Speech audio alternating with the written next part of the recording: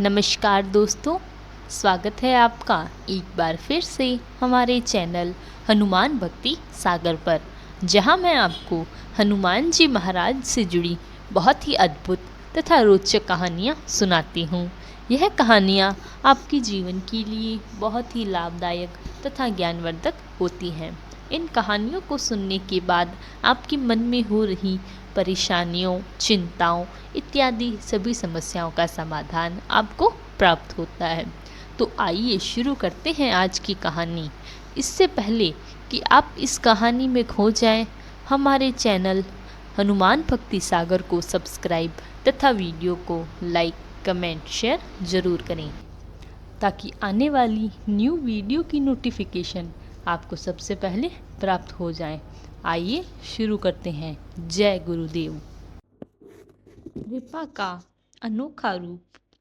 एक बार चर्च लेन इलाहाबाद में श्री सुधीर मुखर्जी ने बाबा को लखनऊ से प्रकाशित एक कैलेंडर दिखाया जिसमें हनुमान जी भगवान राम के ध्यान में आनंद मग्न थी।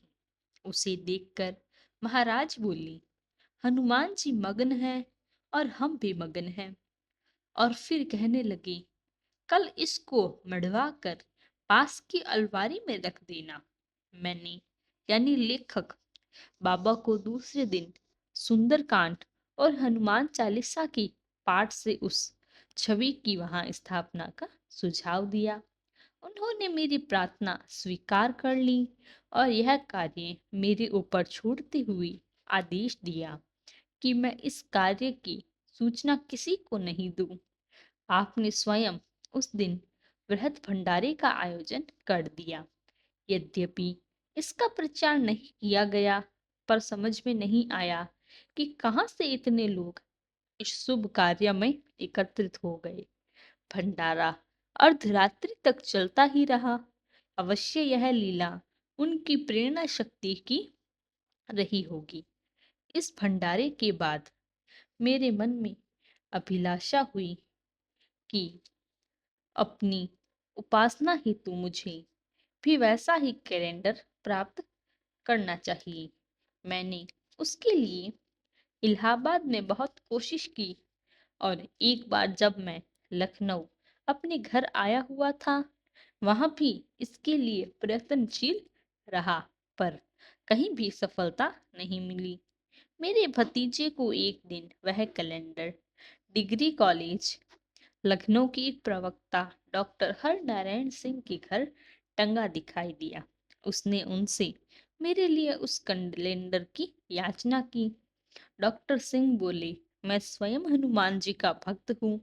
मैं अपने इष्ट देव की छवि का त्याग नहीं कर सकता। मेरे भतीजे ने यह वृत्तांत घर आकर मुझे सुनाया। उस रात जब डॉक्टर सिंह निद्रा में वशीभूत हुए तो उनके स्वप्न में हनुमान जी महाराज प्रकट हुए और उन्होंने आदेश दिया कि उनकी छवि जो को वह प्रातःकाल ही मुझे सौंप दें और साथ ही में यह भी कहा कि मेरे द्वारा पूजा का जो फल होगा वह उसे ही प्राप्त होगा। दूसरे दिन सवेरे में बाहरी कमरे में समाचार पत्र पढ़ रहा था। सिंह साहब ने आकर स्वतः अपना परिचय देते हुए अपने रात्रि के स्वप्न से मुझे अवगत कराया और वह कैलेंडर मेरे हाथ में दे दिया। मैं समझ गया कि मेरी बेचैनी महाराज से छिपी नहीं और सिंह साहब को हनुमान के रूप में दर्शन देने वाले स्वयं महाराज जी ही थे। सिंह साहब को सहर्ष धन्यवाद देते हुए मैं बाबा की इस कृपा का द्रवीभूत हो गया। थे तो हनुमान ही यह चित्र अब मेरे पास ही सुरक्षित है। और इस प्रकार महाराज जी ने अपने भक्त की एक चित्र मात्र की इच्छा भी पूर्ण की। उनके मन में जो उस चित्र की छवि थी उन्हें प्राप्त करने की, वह भी उन्हें प्राप्त हुई। इसी प्रकार हम भी यदि अपने जीवन में कुछ प्राप्त करने की इच्छा करते हैं तो वह महाराज जी को स्वतः पता चल जाती है और वह किसी न किसी रूप में उस हमारी कामना को, हमारी इच्छा को हमें ज़रूर उपलब्ध करवाते हैं और हम अपनी उन इच्छाओं की पूर्ति पर भगवान का धन्यवाद कर हम आगे जीवन में बढ़ते चले जाते हैं। महाराज जी अपनी कृपा ऐसे ही अपने सभी भक्तों पर बनाए रखें।